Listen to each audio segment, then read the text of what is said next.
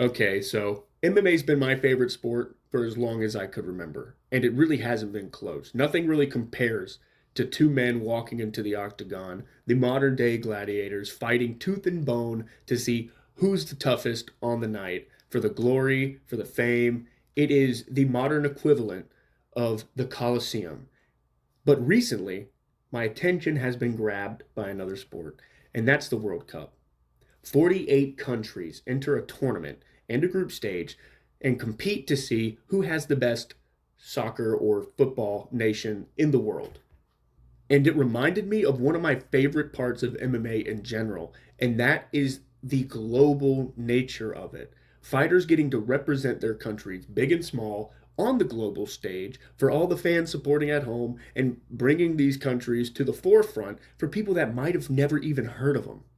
And going into the World Cup, I looked at all the countries, and after looking at the histories and the team, the one that caught my attention and won my heart was Bosnia and Herzegovina. The country and the people that were never supposed to exist. They qualified only for the second time in the country's history to the World Cup. And they didn't waste their spot because as of now, they play the USA in the round of 32 on July 1st of 2026. And it made me wonder about Bosnia's history within the UFC because I could think of a couple fighters off the top of my head, but I went and did some research. There has been four fighters in the UFC's history that have represented Bosnia, and that's what today's video is going to be about. The first fighter we're going to talk about is the first Bosnian fighter in UFC history, Denis the Menace Stojnic, the absolute Mogmaster. As you can see, this guy looks pretty chill. So he probably deserves a pretty chill opponent to debut on, right? Just go in like Cain Velasquez. Are we serious? Are you serious? This is Cain on his way to the title. This is probably Cain's second fight within the UFC. He got the co-main event slot on UFC Fight Night 17 and took on Denis the Menace Stojnic. This is Hydrogen Bomb Coughing Baby. Maybe if he was fighting the other Cain, it would be better. The Big Red Machine. But no, he's fighting the Big Mexican Machine. And this fight night was also awesome. Fight Night 17, it headlined Joe Lozon, Jeremy Stevens. It had Anthony Rumble Johnson on it. And it was actually opened by notable John Jones Kryptonite, Matt Riddle. In the fight, Dennis wouldn't do that bad in the first round considering who he was fighting. I mean, in no ways did he win it. But making it out of the first round with Cain, when you are, all things considered, kind of a blob heavyweight, that's pretty impressive. Second round, Cain would finally get him to the ground, pretty much just pound him out for the win. Pause. Next up, his next fight would be UFC 99, The Comeback, Rich Franklin versus Wanderlei Silva. I have to pause for a second. This is one of the best fight cards of all time. Now, I wasn't actually really watching. I was way too young. But I watched this one back on Fight Pass because you can just find the pay-per-views and everything and just watch them. This is nonstop action for every single fight. The headliner on this card, Rich Franklin versus Wanderlei Silva, it's one of the more fun fights I've ever seen, and it's only 3 rounds in a main event because that's how it used to be back then. They would eventually run it back and do a 5-rounder, which is also fun, but this fight was 15 minutes of action. Another thing, Terry Edom got a barbo choke on this card. Now I want to pause for a second. Everybody knows Terry Edom for getting his head blown smooth off by Edson Barboza, but this guy was he was genuinely good. And he got a barbo choke in Germany. Look it up, 6 submission. But we're here to talk about Denis Stojnic, and he would be up against Stefan Struve, the clumsy tarantula, the human skyscraper. This is back when Stefan was young, and he was really believed to have potential to maybe be a champion. I mean, at 7 feet tall in the UFC, there's going to be speculation. And this is a fight where he was a foot taller than his opponent. Denis Stojnic was 5'11 at heavyweight. In the first round, Stojnic would put him on his back and land ground and pound the entire round. To the point that he landed, not going to lie, maybe looked a little illegal, of an elbow that cut Stefan open so much that blood was like shooting everywhere. And watching this back, I was like, I'm confused because I know the result. Like, how did the doctor not stop it? But they let him keep going, and it was the right decision. Because in the second round, Stefan Struve, who got taken down and put on his back again, was getting hit with ground and pound, and he hit a sweep, got on Denis Stojnic's back, and then would get him with a rear naked choke, or just laying on the back of his head. It's kind of hard to tell. You can't really see, but while he's doing it, blood is squirting out of his forehead because the cut is so deep. And this would be Denis Stojnic's UFC tenure. He would go 0-2 in the UFC, losing both of his fights by finish. But there is hope. Denis Stojnic would go on to have a 12-fight unbeaten streak. Yeah, he would win 11, have won no contest, which would include 2 fights against former UFC champion Rico Rodriguez, one of which he knocked him out in. So, not a terrible career, just not a great UFC stint.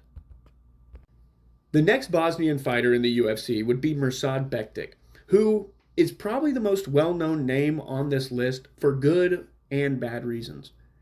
Mirsad Bektic, at 23 years old, making his debut against another undefeated prospect, Chaz Skelly, was one of the most hyped prospects going into their debut in the UFC. And I know what you're thinking. Mirsad Bektic, hyped up prospect? Listen, bro. Back then, we believed in the Mirsad Bektic hype train. This guy was well-rounded. He did everything pretty good. There was only one flaw that would come up pretty often in his career. But in his debut, he would go out and win a majority decision against Chaz Skelly, who I can only describe as being the embodiment of the boy in an SEC couple. Either you know what I mean or you don't. But he'd win a majority decision after Chaz had a point taken away for an illegal knee and go on a run that, in hindsight, might not be as impressive as it was then, but he would beat Paul Redmond and get a 30-25 on a scorecard. He would TKO Lucas Martins, who is a good fighter, but not the best of the best. And then he would submit Russell Dwayne in the first round, which, hold up, now, let him cook. These aren't great wins, but prospects are supposed to go out and do what they're supposed to do and win. His next fight would be the fight that everyone knew him for, though. His fight against Darren Elkins at UFC 209, Woodley versus Thompson. Now, sidebar, Darren Elkins is the oldest 35-year-old I have ever seen. And I know 35 is not young, but Darren Elkins aged terribly.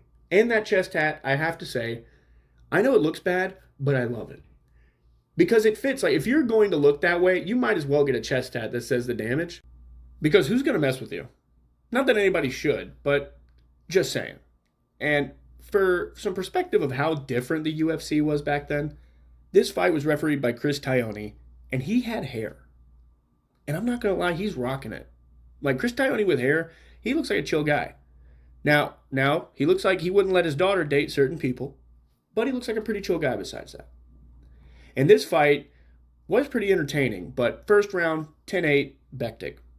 Leaving Elkins in a pool of his blood, it really wasn't close. He kind of showed that there were levels, and watching the fight, you didn't expect Elkins to really get anything done. It was just waiting for the finish. Second round, 10-9, Bektic. Bektic was slowing down. Clearly, he was using a lot of energy to dominate Darren Elkins, but Darren Elkins was still there. You know, he was still, like, intelligently defending himself. Third round is where it would fall apart. Elkins would come out with clearly more energy than Mirsad. Mirsad was gassed. They would fight for a couple minutes until Elkins got some nice rear cage control, landed some big shots, and as Bektic was trying to get away from it, head kick, bang, dead, whatever Leon says, and Mirsad would fall face first on the ground. And this would be his first loss of his career, and this is a classic Edmund Shabazian move. This is a first-time moment. This is Mirsad's first time really failing in a fight because of his cardio. He was dominating, and it was not close. But he used so much energy, and he got tired, and then he got finished. That's the Shabazian special. And he would bounce back, right?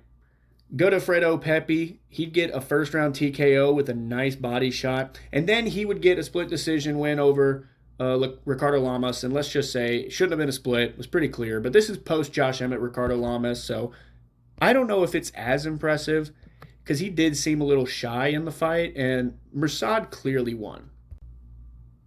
And then Mirsad would run into the Josh Emmett train. And I'm going to be honest, all of us, okay, maybe just me, was still on board for the Mirsad Bektic title run. Was that a good decision? Probably not. But I was still on board for it. He would walk into this fight, it would not be competitive at all. He'd get put down with a jab, and then he'd get pounded out, pause, by Josh Emmett. Next fight, he'd fight Dan Hige. I'll be honest, this might be unpopular. I just don't like Dan Hige.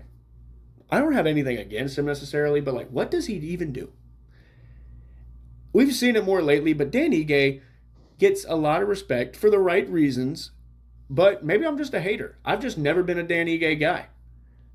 I love that he stepped in short notice. I love that he has great crisp boxing and, he can knock someone out with any punch. But I've just, I've never been that big of a fan.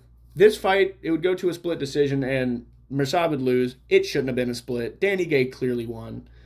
But the next fight would be the last fight of Mirsad's career, where he would fight Damon Jackson, Turkey's greatest soldier.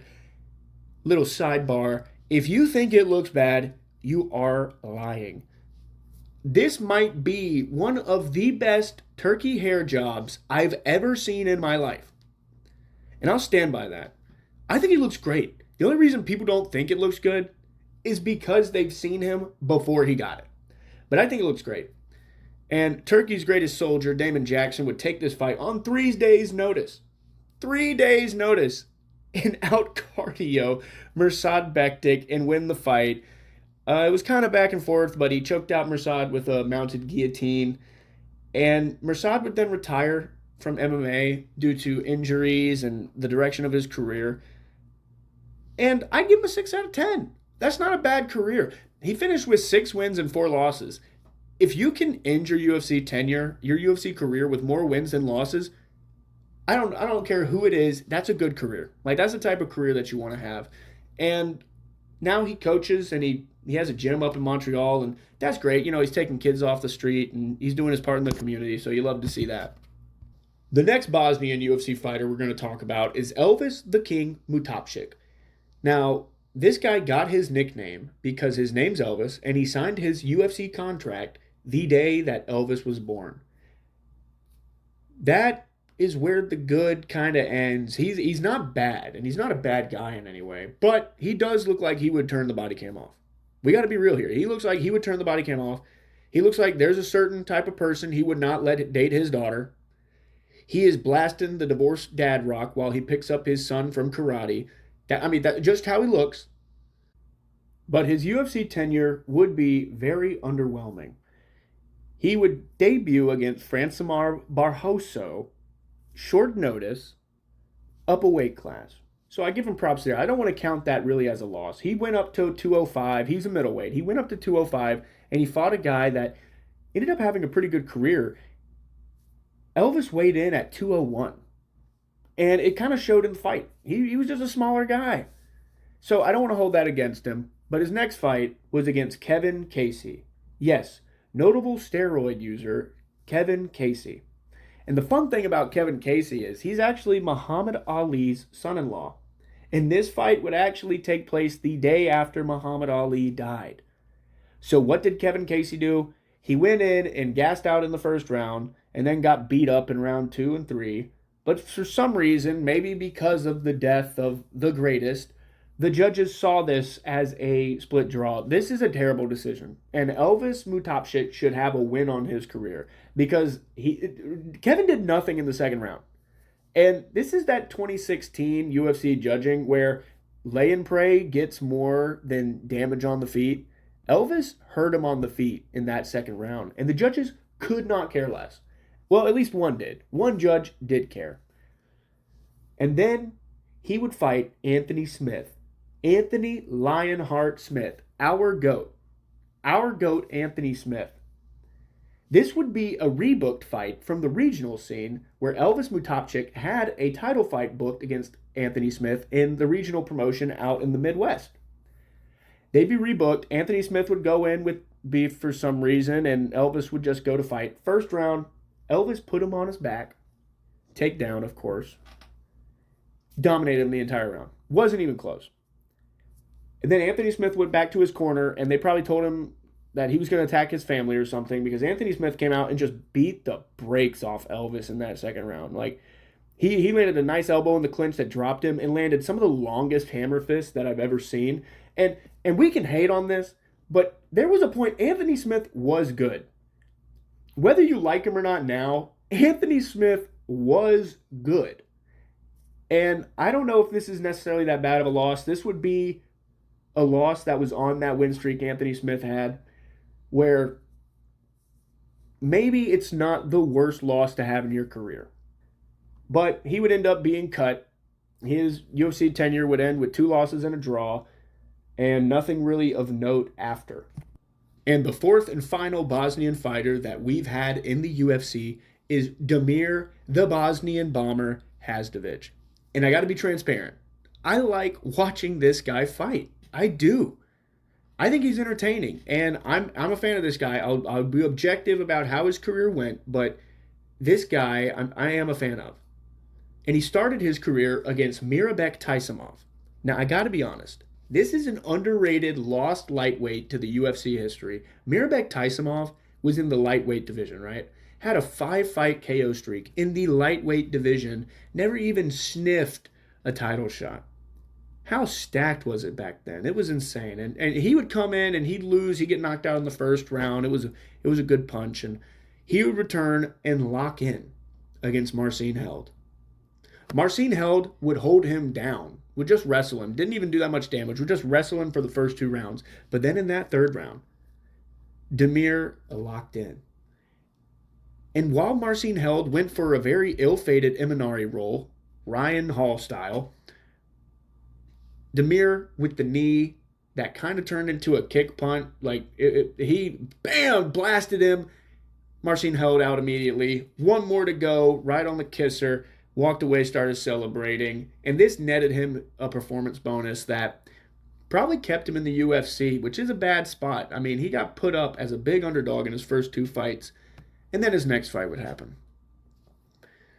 His next fight would be against Alan Patrick in Brazil.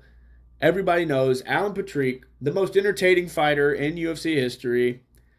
Obviously, I'm kidding. This fight was terrible. Alan Patrick just would spam takedowns and try to drain the clock out. I don't even know, it felt like he didn't want to get the finish at all. He just wanted to stay off the feet with Damir.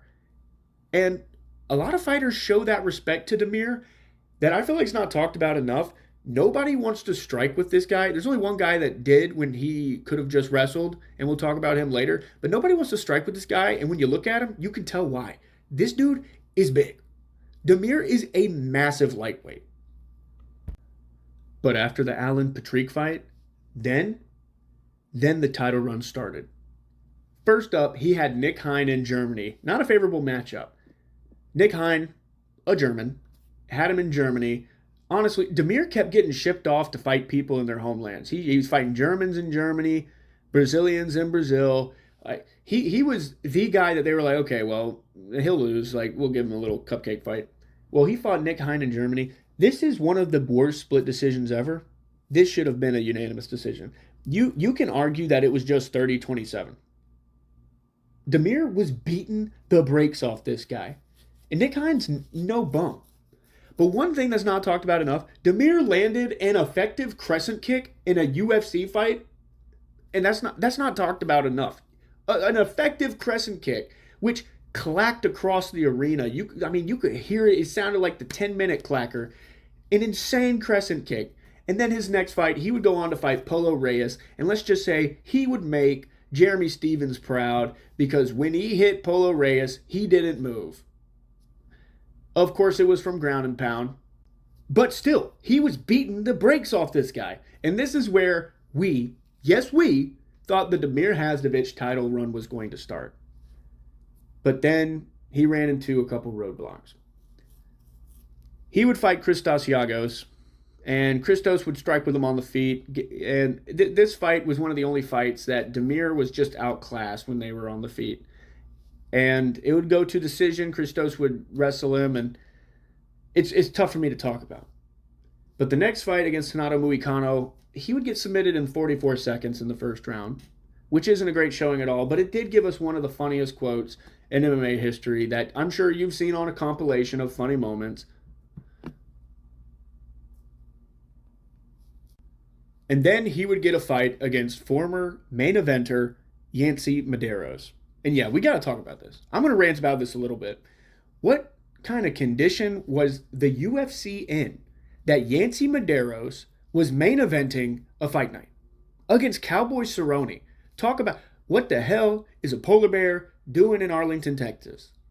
Insane. And just so you know, the wins that Yancy put together to get this main event, he beat Sean Spencer, Eric Silva, no, not those guys. Sean Spencer, Eric Silva, Cowboy Oliveira, and then bam, you know what? Main event. And all things aside, this fight actually rocked. Like, this was a really fun fight. They were just throwing leather. Damir had some Chuck Liddell-like combos that he would be throwing these flurries from all these angles against Yancy up against the fence. He would come out on top. This is, as of now, the last win of Damir Hadzovic's career. It's a really fun fight. Go watch it on Fight Pass. You'll probably enjoy it. There was a very sus moment from the commentary, but not necessarily the worst thing I've ever heard. I mean, come on, we got John Anik giving us weekly bangers of just some of the craziest stuff you've ever heard in your life. But up next, he would fight Mark DeCasey, and I'm going to be honest with you, man. Mark DeCasey is a domestic terrorist. I don't know. I don't think I've ever enjoyed a Mark DeCasey fight. And I don't dislike him, right? But every time he fights, I want to break my screen. And that's how this fight would go. Mark DeCasey would do the good old lay and pray, where he would fight Damir Hadzovic, right? 13 minutes of control time, 13 significant strikes. What are we doing? What are we doing, Mark DeCasey?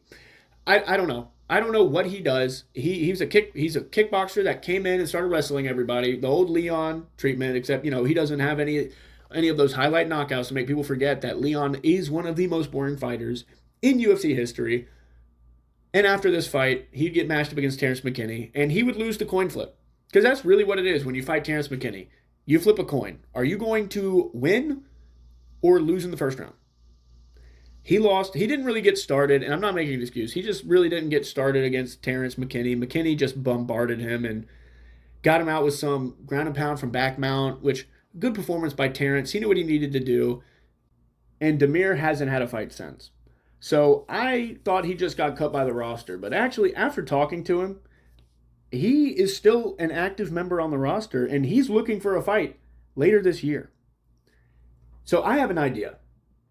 Damir Hadzovic versus Balaji Oki in Paris on September 5th. I want this fight to happen so badly. And the reason is, I may think Balaji Oki is a fraud. Now, is he terrible? No. No, he's not terrible. He made it to the UFC. I think everybody that makes it to the UFC, bar like 5 people, are good fighters. But Balaji Oki has one of the weakest UFC resumes I've ever seen. He is 2-3 in the promotion.